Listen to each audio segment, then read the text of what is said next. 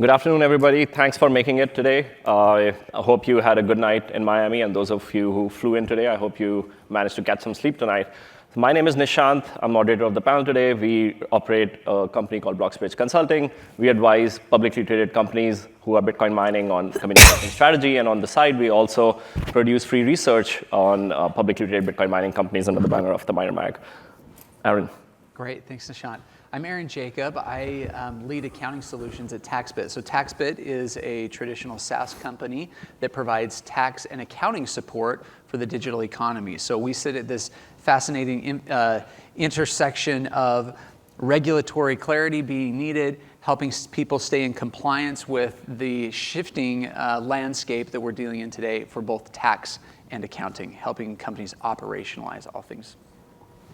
I'm Patricia Trompeter. I am the CEO of Spear 3D. We are a Bitcoin mining company with 1.5 exahash, and glad to be here today. Gary Vecchiarelli, Chief Financial Officer for CleanSpark. We're one of the largest publicly traded Bitcoin miners. Currently have 6.7 exahash of processing power, and we'll be at 16 exahash by the end of the year. And we're focused on sustainable energy sources. All right. Thanks a lot for the introduction, guys. Our topic of the panel is financialization of mining. And we would like to start with telling the audience about various instruments that are available to publicly traded companies as well as private companies who want to get into mining or are already mining. Why don't we start with Aaron, talk about more private options that are available for miners or who want to venture into mining. So I think one thing as we were preparing and discussing this initially, the markets have gotten tough. It's tough to get capital financing right now, so you have to be a little bit more creative. One thing that we'll talk a little bit more about, I think later, is how companies can prepare themselves for financing activities that make them look more advantageous to investors, whether in the public markets or the private markets. But preparing yourself for those events, especially at a time when financing is difficult. Rates have gone on a historical tear. We were just talking about this, not since 1981 have rates risen this rapidly. So it's important to understand what is the macroeconomic environment that we're dealing in today, and given that landscape, what do companies need to be doing to prepare themselves to face enhanced scrutiny from those capital markets in order to raise financing. Cool. I think what's interesting about what we will see as financing going forward is Bitcoin, which starts as a security and then becomes a commodity.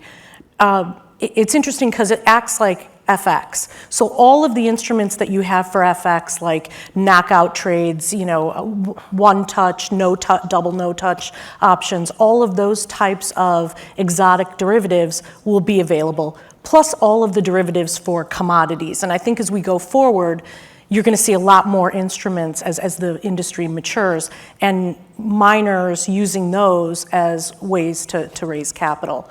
I know we differ on selling hash rate forward, and I'll let Gary address that. Yeah, so right now I think it's important to look at, because we're in tough times and we know that the capital markets are limited. It's entirely different between private and publicly traded miners. And public miners really are the ones that have the access to capital, the limited capital that's out there, and it is much cheaper cost of capital. So it's important really to bifurcate this. The on-ramps to those public markets are limited, as well as the capital that's available. There's different ways that miners can access the capital market. So for example, SPACs were in vogue for a while there. We did have a miner that went public via SPAC recently, but didn't necessarily get the valuation that they had originally expected. And that's what we're seeing with the SPAC market. And we're seeing that SPAC investors now, while they were trusting their money with these blank check companies, a higher percentage of them are redeeming to get their cash out and not letting it ride, which means that there's less cash in those and less capital in those SPAC vehicles. Then you have the reverse mergers, which typically have been a very cost-effective, efficient, and quick means of going public. But those have some challenges now if the capital's not available, because even if you can find a shell that's clean that you want to reverse merge into, you're going to have liquidity issues and valuation issues because the equity market is not there. So reverse mergers are really going to be successful if paired with equity, which again is challenged in this market. And if any company is going to have a fighting chance with a reverse merger, they make sure they have an active shelf filing and ultimately an ATM. And then the third way to access the public markets is through the traditional S1 route, which is very expensive and lengthy. And as we know, the SEC's become very vocal about their regulation of public companies. And what's happened is over the past 24, 36 months, the SEC really got caught off guard by the number of digital asset and Bitcoin miners that came to market. And so there was a big pipeline of companies that had S1s in the works, but there was lengthy comment periods on those S1 filings as the SEC was trying to figure out how to regulate, or if they could regulate, or what questions to ask for disclosures and all that. And ultimately, the IPO market fell out from underneath those miners. And so the S1 just ended up not being a route for many of those miners. And then on the second bucket of that, the access to the capital, again, it's tough. It's tough in the equity markets. You're not seeing miners or even digital asset companies do $100, $200 million marketed roadshow deals. If anything, miners are mainly relying on their shelf filings and their ATMs and gradually selling opportunistically into the market. You do see some miners taking advantage of overnight deals to raise some equity, but those are at steep discounts and oftentimes with warrants. And that's maybe sometimes a little bit more desperate capital. And the investors that are in that definitely are not investors. They're what I call fast money guys. And so they get in and steep discounts and say, okay, how long is it going to take me to get back out? And with that discount, they're able to make some sort of healthy return. But at the end of the day, it's just really tightened up. There's the forward hash rates, which is a very creative instrument, right? That's out there. And I know some miners are starting to take advantage of that. ASIC financing is still out there, but the amortization is rather quick because not many lenders want to hold paper going into halving. There's still options, but again, it is extremely limited, and the cost of capital is increasing. And we had this conversation before behind stage. If you're an efficient miner, you don't want to sell your hash rate forward. It doesn't make sense. But you're seeing a lot of the instruments that we saw a year ago when Bitcoin was in, the 50s and 60s, like Bitcoin-based loans. The folks loaning the money don't want asset-backed loans. They don't want to take possession of miners. They just have no use for them. So, you're seeing creative structures come into account where, you have kind of we're not going to do a Bitcoin-based loan because we saw what trouble you guys got in, but we'll share in the upside, to a certain point, almost like a knockout or a collar on the loan. So you're seeing some creative structures come out of some pain of last year.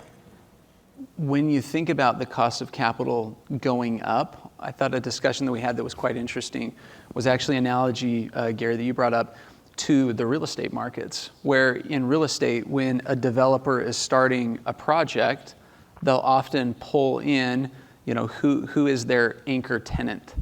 And by being able to pull in an anchor tenant, you take some of the volatility, some of the risk out of the rest of the development process.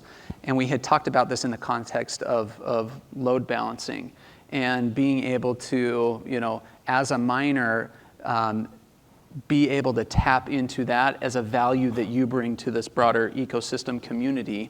And by doing that, you're able to actually draw down volatility, reduce risk, and somewhat counteract in a time of escalating financing cost, maybe counterbalance that just a little bit. Yeah, that's a great point, because when most people think about financialization of miners, they mainly think about, well, what instruments can we go and attract capital to go and deploy the capital and get assets. But you have to remember, terms like balancing the load is financialization, right? Because balancing the load means that we take supply when there's not demand. We get the benefit of being that anchor tenant, of having low power prices. But then we're able to give it back to the grid when everyone flips on their air conditioners or heaters when the weather requires it. And knowing that the role that miners can play in really that ecosystem in the business cycle is very important, because that means now you have reliable sources of revenue that will help incentivize sustainable energy sources. Yep. And with that, more capital is going to be attracted because it's just going to add to the stability of Yeah. the. I think one of the key takeaways here is you want to be creative. Look at all the options that are on the table and make sure that you're able to communicate to those markets what you're doing, that whether it's balancing and drawing costs down, but make sure that you know what options are on the table, whether it's public markets or private markets, whether it's SPAC, whether it's merger, derivative instruments, using those as well. Make sure that you're informed about what are the alternatives out there, and then be creative with your use and preparing for speaking to the end stakeholders of those instruments. An important point that comes out from what you were discussing is that there is a cash crunch, or there is a lack of capital available. But however, we've seen a lot of new players offering financing to miners emerging at the same time, while there is a crunch in capital. And on the miner mag, we used to have a graph tracking the interest rates from equipment financing. They've gone down since the bull market, obviously. And we stopped tracking it sometime last year. So I'm curious to know, and I think the audience would also like to know, how the competition, the increasing competition on the equipment financing side, or just financing side for miners, is changing how miners, what options miners have, whether it's more competitive interest rates, whether it's better deals or terms on these deals. Yeah, so anytime you have more capital in the market, it's just going to make it more competitive, right? You go to market, and let's just say you want $50 million. If you can oversubscribe that and pin the investors against each other to get that lower cost of capital, that's a good thing. But when there's limited capital to begin with, then the investors start to write their own check and say what their terms are. So it will only improve the terms of any sort of deal the more capital that's in that market. But otherwise, with regards to ASIC financing, you have this risk-reward relationship now, right, in investing, and there's high risk because there's not a lot of risk capital in the market right now, right? And so if an investor's going to put their capital at risk, they want that high reward, so that cost of capital is going to be higher than it was 12 or even 6 months ago. And that's all driven really by the Fed increasing interest rates, right, which the risk-free rate is now no longer zero, right? It's what, 4.5%, 5%, something 5%. Like that. And so everything builds on top of that. And that's what's driving a lot of these financing costs higher. And it's great. I mean, that's one of the things I love about Bitcoin and crypto is all the innovation and the products and how stuff's coming over from TradFi and all of that. And it's not to hate on the hash rate, the forward hash rate financing. I think that all these products have a place. But I think that the old mantra of, that makes sense here is everything in moderation. Because I don't think it's going to be one strategy that's going to make a mining company successful. It's definitely going to be a blended approach, maybe using a little bit of all of these instruments to get to where you want to go. And I think we see the lenders getting a little more conservative based on some of what they saw last year. I mean, we had a lot of hosting facilities hosters that got over their skis with debt, and they went belly up, and that makes people nervous. They don't want to own miners. They're capital markets folks. And we've seen lenders now become operators, right? Because they had so much capital at work, and price per terahash went from $90 at the peak to now it's mid-20s for the most efficient machines. And so these lenders are sitting there holding the bag for hundreds of millions of dollars and say, well, God, do we just take the write-off, or do we take physical possession of these machines and stick them in a warehouse and hope that they appreciate and we can resell them, or do they become operators? And so we've seen lenders become operators. They're not natural-born operators, so they may not be the most efficient out there, but I understand what they're trying to do because they're trying to get some sort of cash flow from the Bitcoin rewards until they see that appreciation in the underlying. So it's very public, transactions and things like that really make lenders very hesitant in this market, particularly before they happen. And some of the smarter lenders who've taken possession have said, look, we aren't operators. We don't know what we're doing. So they've brought in companies. We saw that with Generate Capital. They just put their hands up and said, we're not Bitcoin miners. We don't understand this. Let's bring someone in to run the operations. And they did that model with US Bitcoin. So. Yeah, we saw NYDIG becoming a vertically integrated miner in this way because they had these machines now. Yeah. So that brings a point which is very interesting for the audience especially, is the depreciation of miners, like the mining machines. How do you calculate? What are the factors that go into calculating it? And any thoughts that you may have personally that should be considered in calculating the depreciation of these assets? Let's all just talk about the elephant in the room. So last year at this time, the S19J Pros were about $65 a terahash. I saw something come across my desk the other day at $10 a terahash. So a lot of we public miners took a hit at year end, marking the assets to their value. I got yelled at by Mr. Fasby, but for saying mark to market behind here. So I looked at you just to make sure I said it correctly. But anyway, so we all took a hit with that. The good news is we have clean balance sheets. I mean, our assets, it does wonders for your return on asset numbers now and things like that.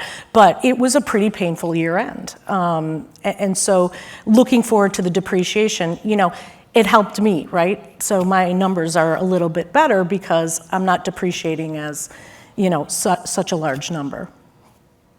Yeah, I think you got to bifurcate really, the financial investment and what the ROI is in these machines, right? Because as Patty has said, the price per terahash has come down. I mean, now XPs are selling somewhere in the low to mid 20s, whereas again, a year plus ago they were almost $100. Yeah. And then what the accounting impact is, and so these fair values, even a Bitcoin, change so much that financial statements are pretty much outdated by the time they come out, anyways. And GAAP's still trying to catch up with this. So from a financing perspective, I know our team very much looks at what the ROI is given the efficient, and really the ROI is definitely much better on the more efficient machines. XPs now are running 21.5 joules terahash, where the J Pro Pluses, I think, were like just under 30. So you really need to take that into consideration, and your cost of power, because it's really the most efficient machines that are going to make it past halving. We don't have a crystal ball. We don't know what the price is going to be at halving, but we do know, just based on the algorithm, the rewards are going to get cut in 50%. So those miners that are high 30s or low 40s joules per terahash are just going to have a hard time, and you really need to take that into consideration. When deploying capital, like you just want to deploy it towards those more efficient. And it's a dynamic industry, right? So I think GAAP and FASB are trying to get their arms around it. I don't know of any other industry where you mark an asset to like the lowest amount that it's been during the quarter. And so you continually quarterly take a hit on your Bitcoin. I don't know of any other industry that makes you do that, gap-wise. So FASB has to get there. Well, yes. I mean, so there's a you. couple of different concepts here. There's this concept of depreciation of hard assets, right? And that's going to be entirely focused on cash flows that are being produced from those hard assets. So you take a look at, okay, this asset, it's going to produce this string of cash flows. What's the value of that string of cash flows? And then I'm going to, make a valuation assumption based upon that. If that valuation is less than it was purchased at, or it was historically, then I need to write that down. So there's this hard asset depreciation on the face of my financial statements. And then there's this really important concept that Patricia's talking about, which is the actual Bitcoin that you hold. How are you valuing that? And this is where there's a lot of cleanup that needs to be done from a rules setting perspective, that thankfully we're seeing some good signs on this. So what has happened historically, and is actually still currently the requirement for publicly traded companies, is you hold Bitcoin on your balance sheet at the lowest value, intraday values, interestingly enough, the lowest value that it has traded at since you acquired that Bitcoin. So for example, if I'm a miner and I have rewards that are flowing through, I have to track each of those reward receipts at the lot level. And then from that point in time going forward, I need to know, when was the low experienced? And it's interesting, the SEC, they carry a lot of weight, and they've been throwing that weight around. And there have been several, restatements recently where companies have been using end-of-day prices to perform those adjustments rather than looking at intraday prices. And the SEC has said, no, that's not how you're supposed to do it. So they've been very nuanced, very critical, high level of scrutiny, which is why it's important as you get into financing, especially the public markets, you want to make sure that you're prepared for that level of scrutiny.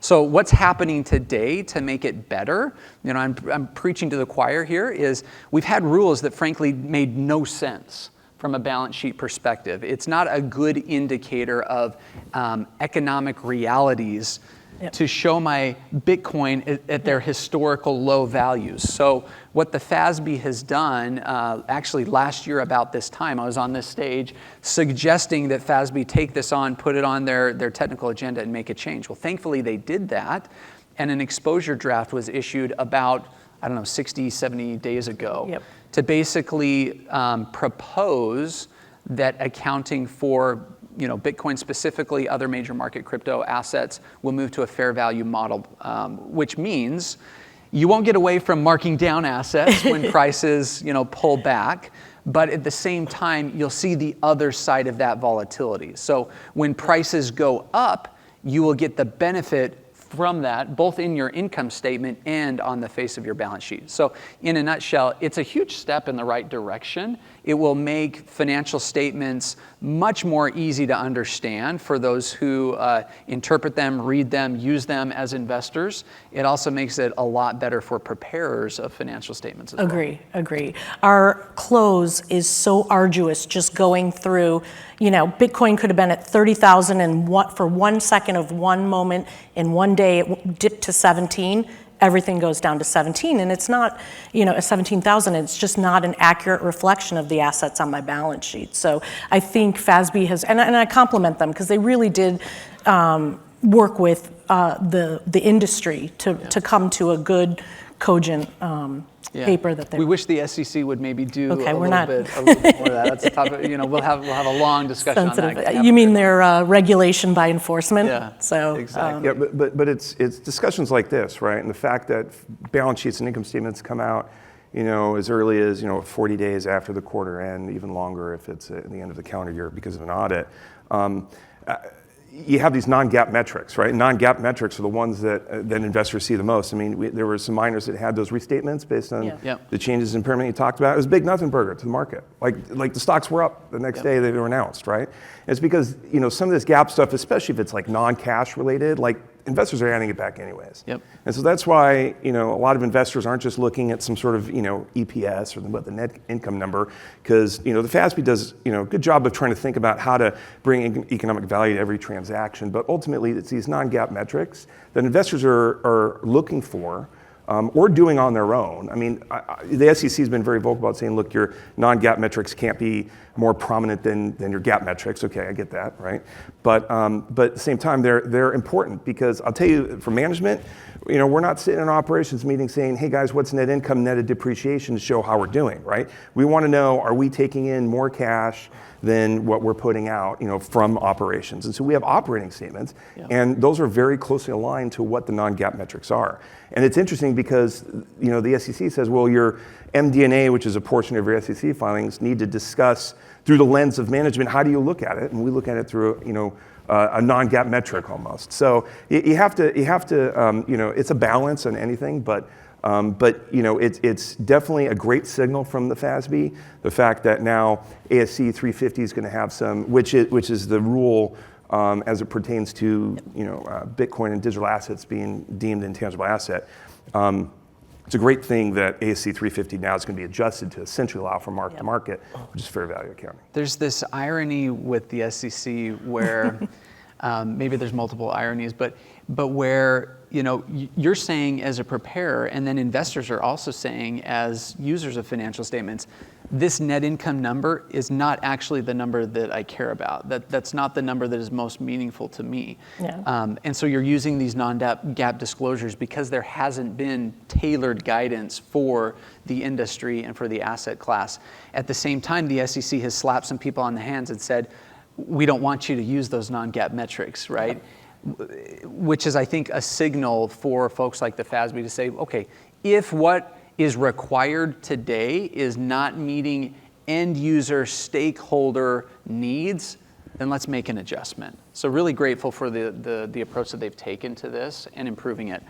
I think it's important for operators to recognize a couple of things. One is just because this concept of impairment essentially goes away, at least for in-scope assets. So understand what the scope is so that you don't get caught in a foot fault.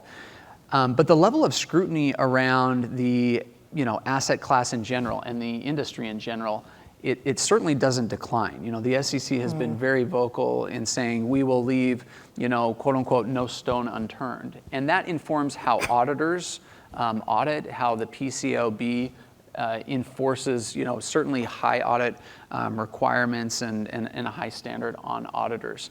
So the level of scrutiny doesn't change, but it does shift. So companies start thinking about where does it shift to and what do I need to prepare for next? In talking with national offices of the Big Four, with FASB, folks at other regulators, I think it shifts to pricing inputs. What matters most in a fair value model is how you arrive at the fair value, and pricing becomes really critical. So looking at fair value guidance and principal market determinations and some of these things, it's important for companies to be aware of, what will be scrutinized next and shore up your doors so that you can, not run into any challenges. Yeah, I think it's important to bring it back to financing, which is applicable to both private and public miners, is that just because you may have a write-down of your assets or you have to account for assets in a certain way, your financial statements are available as a tool to the investors, but that doesn't necessarily dictate whether you are or are not going to make financing. Let's just be very clear on that. Because we know the value of the ASICs are going to go up and down. If they go down, you're more likely, not required, but more likely to have a write-down, right? But they also appreciate, but you don't get to recognize that appreciation. So I think those that are getting in the mining game or are in the mining game need to know that that they're essentially going to acquire, particularly for asset-based lending, it's going to be based on what the current fair value is of those assets. And the balance sheet doesn't always reflect that because, again, you can't mark to market fixed assets, at least under the Rule 360, right? But fortunately, you'll be able to do that on the Bitcoin, right? So it's very important for everyone to understand that the financial statements won't always necessarily drive, at least for the balance sheet, the amount of financing or the type of financing. And I think back to your point earlier, the lenders are looking at your operational metrics, not necessarily solely your financial metrics in the traditional ROA and ROI that they're used to looking at. So I think the more sophisticated lenders understand the industry and understand the important metrics within the industry. This is good to know that the FASB and other regulatory agencies are on top of it and trying to meet miners halfway at least, or trying. And then what do mining companies, in your opinion, need to be doing to make it easier for the regulators? Some accounting best practices, for example, that you think should be more widely adopted, starting with, of course, TaxBit. Yeah, maybe the first thing is understanding what are the pain points in the market. When I talk to companies, I'd say there are three common themes. The first theme is data gathering. How do I ensure that I have complete and accurate transaction histories for all of my digital asset activity? How am I tracking it at the lot level? So that's the first thing. Make sure that you've got robust data tracking, the ability to have insights into individual transactions. The second pain point is layering on top of that gap compliance calculation engines. Being able to know what your inventory is, not just what the fair value is, but what was your historical cost basis? What was your book value or cost basis adjusted for impairment? Being able to support to your auditors transparency around that. And then the third would be, how do I just operationalize it so I'm not creating just a huge headache for myself when it comes to period end cycles. Yeah. So thinking about those as pain points in the industry, if you can find solutions to those pain points in the industry, that's going to help yourself as an operator. It's going to help withstand scrutiny that might arise, whether it's from the SEC, another regulator, or from auditors. And there are solutions out there. So we certainly provide a solution that helps streamline and automate the accounting kind of start to finish. But tapping into technology to automate and enhance while also building on a solid foundation. Control framework is really important, especially for folks that are tapping the public markets. Being able to build on a solid foundation.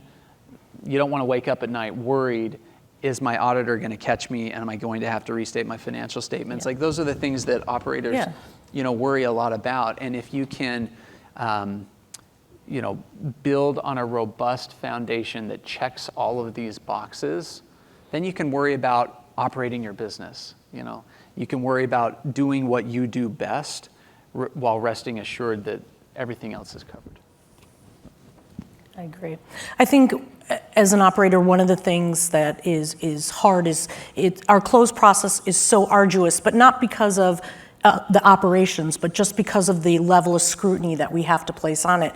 It's hard because you've got so many regulators, and I think personally what we need in the industry is some clarification on who the regulators are. Is it the SEC? Is it the CFTC? So that would be that clarification. And does the CFTC, do they oversee all the spot markets?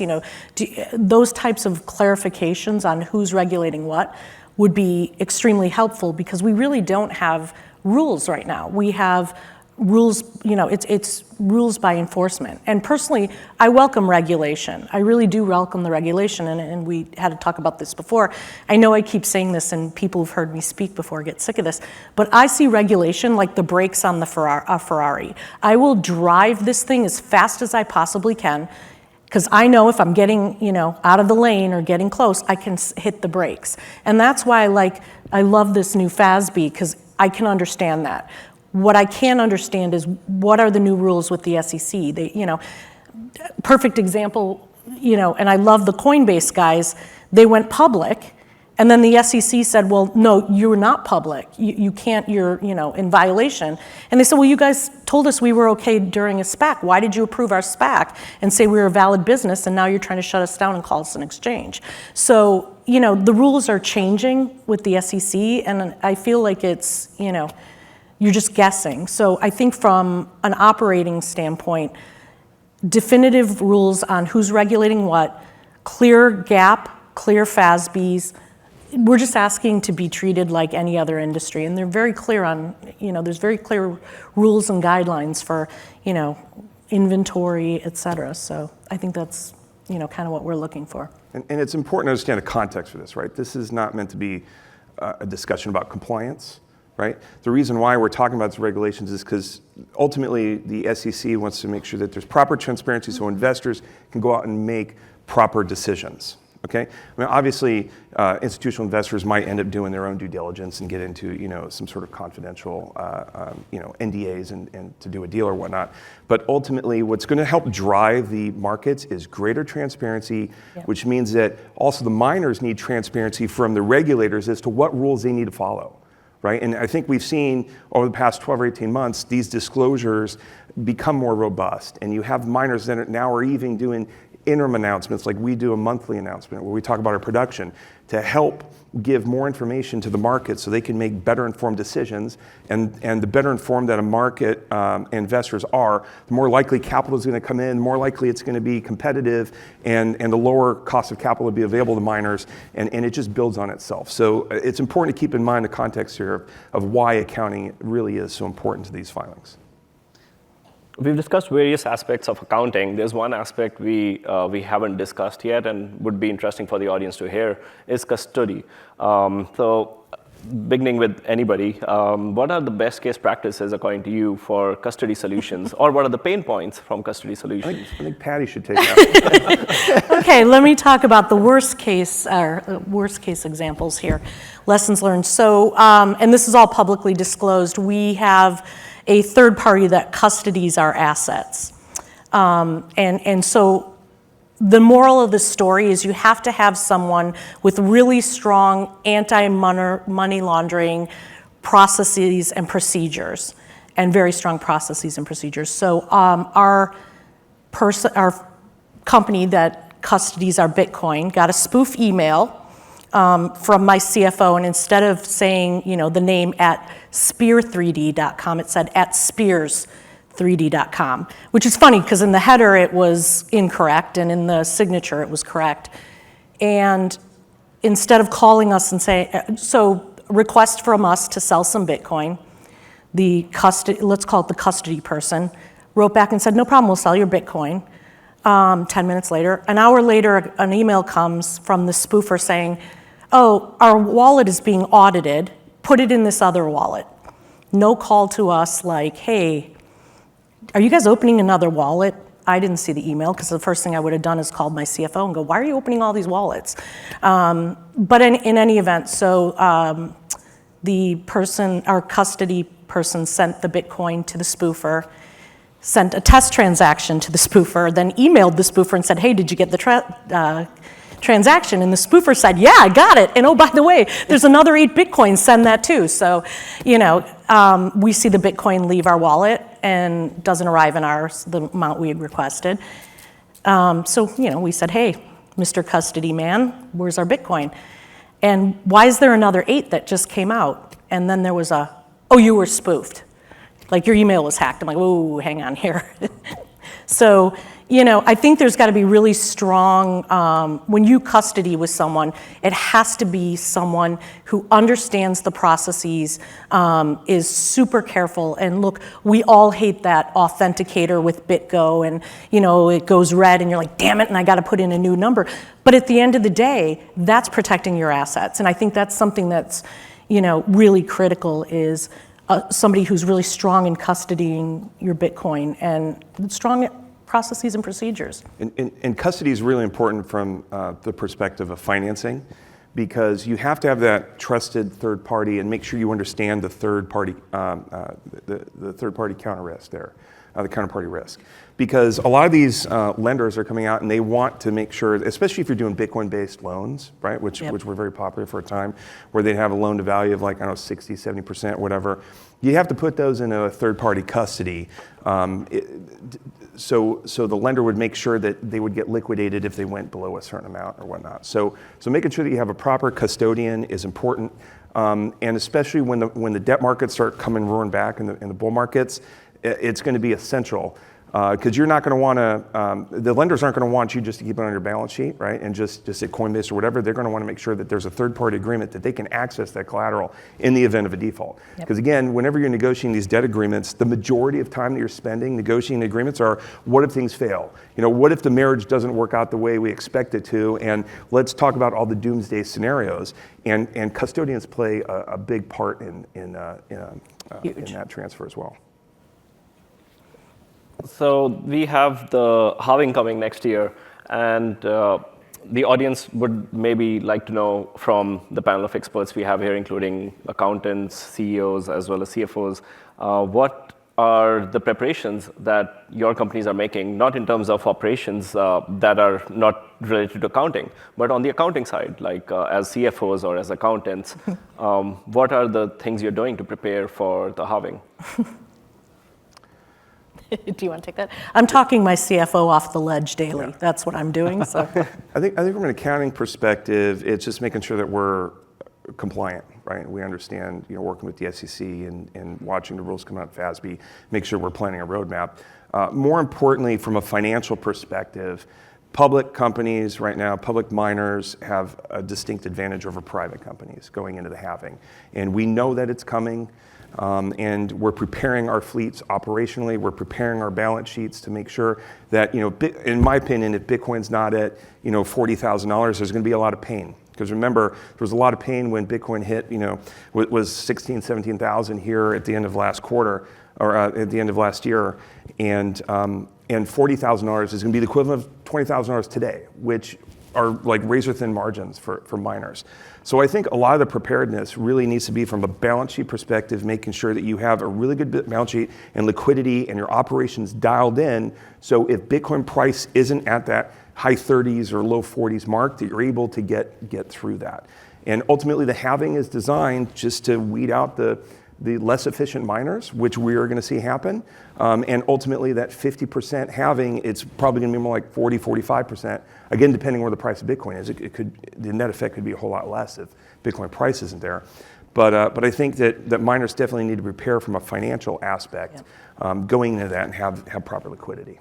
I think that's very well said from like a business strategy perspective and super, super insightful. So maybe I'll just touch a little bit more on kind of the accounting operations side of things. Like there's changes that are coming. So we've got a little bit longer until the halving. The FASB guidance change will likely occur by the end of the year. My personal estimate is this will probably happen sometime early Q4. So there's some pros and there's some cons to that. The pros are you're not going to have to worry about impairment anymore. You're going to get to a fair value model. You're going to be able to hopefully streamline your period end operations. The cons of that is you're also going to have new disclosure requirements. You're going to have scrutiny, going from here to somewhere else, and you'll need to be prepared for that. So what a part of that preparation looks like is, one, become educated. What are the changes that are coming down the road?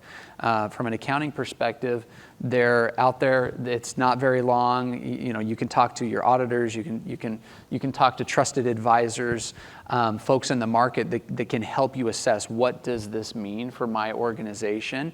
And then second to that is you put a plan and a strategy in place for adoption.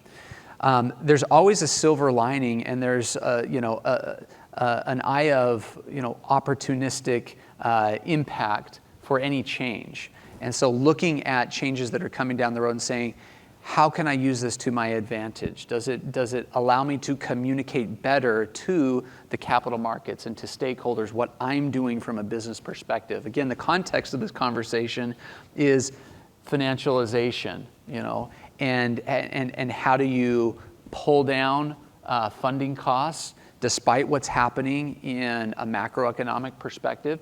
So tapping into these things that actually can be very advantageous to your business, early adopting changes that are advantageous to your business, and being mindful and educated about what can be beneficial to your business, all that becomes very important in addition to this broader halving conversation as well. All right, so we have time for one more topic. I would like to know from you if you have tips, each one of you panelists, if you have tips for people in the audience who are starting out their mining operations. And I think this panel has a unique expertise in terms of accounting and finance. So it would be good to have something coming out of that. Yeah, I think we end on this note. I don't want you to think that it's all doom and gloom, right? We're talking about impairment, rules, regulatory, capital markets, have kind of dried up a little bit. It might be tough.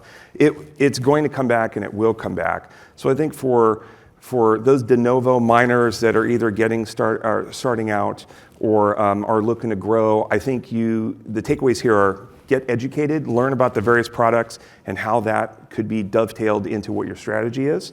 And also make sure that you have your operations dialed in and the best operations and fiscal position you can have going into the halving, and have a true strategy, right? Because the capital is going to come back into the market. We know that. That's the way the capitalist market works, right? You're going to have bull and bear markets. I'd like to think we're coming out of the bear market now. And when the bull comes back in the room, you got to be prepared to address the needs of the investors from an accounting standpoint, from a financial and even operation standpoint. So really use this runway to get your house in order and make sure you pounce when the opportunity is available. Yeah, I think for me, my advice would be to if you're just starting out, grow conservatively at the start until you really get your arms around the business. You understand your operational metrics, the data coming into the operational metrics, and you understand it. And once you have your arms around it, then start growing. But it's really, really important to put those basics in place before you start rapid growth. What I would say is, build on a solid foundation and build with the future in mind. Like Gary's saying, markets go up, markets come down. In the long run, we all have a very bullish perspective here. And so I think build on a solid foundation, build with the future in mind, put the pieces together that enable your future growth and enable you to take advantage of markets as they begin to open up more and more. Make sure that you've got the blocking and tackling skills down so that you're ready for showtime. I think that would be the main thing. And the other thing I just mentioned is it's exciting, from where I sit talking with folks that are doing a lot of building, even behind the scenes, it's really exciting to see a lot of the institutional adoption that has continued to happen during a bear market. That has been really exciting and encouraging for me to see. So build on a solid foundation, build for the long run. Great. Thanks, everyone. Thanks for making it to the panel, and thanks for making it in the audience. Thank you. Thank you, Miami, for the last 3 years in this amazing city. The whole world shut down, but Miami welcomed us with open arms. We want to show Bitcoin to the whole world. We are taking the conference on the road to set the stage for Bitcoin in a new city.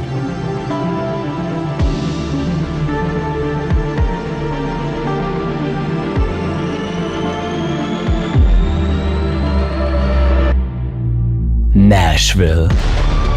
Bitcoin 2024 is coming to Nashville in Tennessee, a city that is known as a music and freedom city. Bitcoin 2024 in Nashville from July 25th to 27th.